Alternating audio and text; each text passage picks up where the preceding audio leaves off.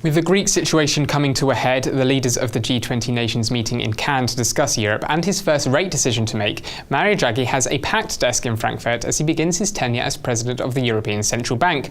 Joining me on the line to discuss what we might be likely to expect from Draghi is Fredrik Erixon, economist and director of the think tank European Centre for International Economy. Fredrik is talking to Dukascopy TV from Hong Kong, where he is, amongst other engagements, discussing Europe with representatives from China. Fredrik, thanks very much for joining us. Even with the recent market volatility, Mario Draghi might not have expected his first week to be so eventful, and there is a lot of pressure on the ECB. How do you think he'll want to approach his first few weeks in charge? Well, first of all, he doesn't want to do any mistakes, and I think he's going to play it safe. He's going to largely do what is expected from him and not step out of those boundaries.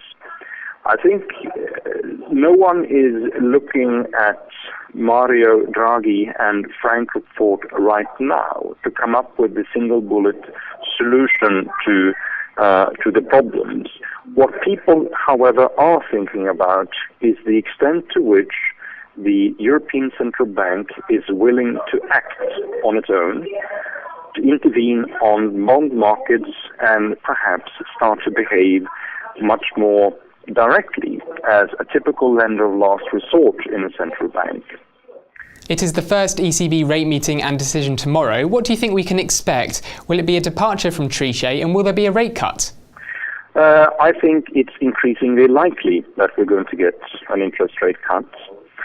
I think they are struggling right now between what looks to be two opposing scenarios. And the first scenario, of course, is continued low economic growth, continued low utility rates in the European economy. So there's a lot of slack in the economy, which in normal circumstances are going to have a downward pressure on inflation. However, we're seeing inflation to be above the ECB rates. And we're seeing also that core inflation is higher than expected given the large slack which we have in the economy right now. Increasingly, the Governing Council is going to move towards an interest rate cut. This week, the Bundesbank president said the ECB should focus on preventing inflation and move away from the bond purchase programme. Do you predict Draghi following the German advice, or are we likely to see the ECB continuing to buy bonds of troubled European countries, including Draghi's home country of Italy, of course? I think, we are going to see some substitution from the EFSF of the ECB is going to come, but I think that's not going to be the end of the story. I think the ECB will start to intervene again unless there's going to be a sizable expansion of the EFSF, so the EFSF is going to play that role. I think the Bundesbank has largely been losing that argument, and the ECB has inexorably moved out of its Bundesbank philosophy that came to guide much of the ECB thinking in its first 10 years.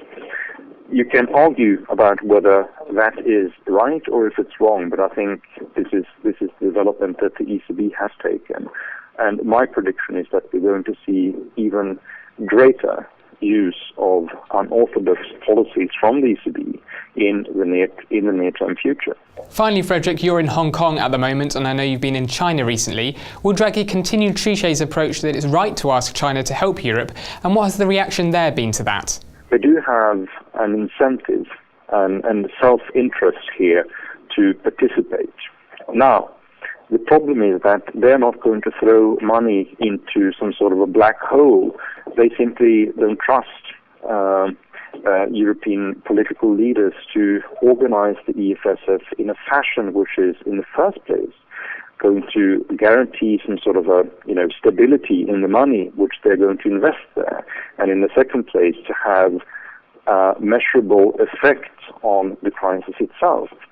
So I think, my judgment on the basis of the discussion I've had in this week with Chinese officials is that if they are going to participate, it's going to be either through some sort of an international vehicle probably set up through the IMF, or it's going to be in strict bilateral relations between China and individual European governments themselves.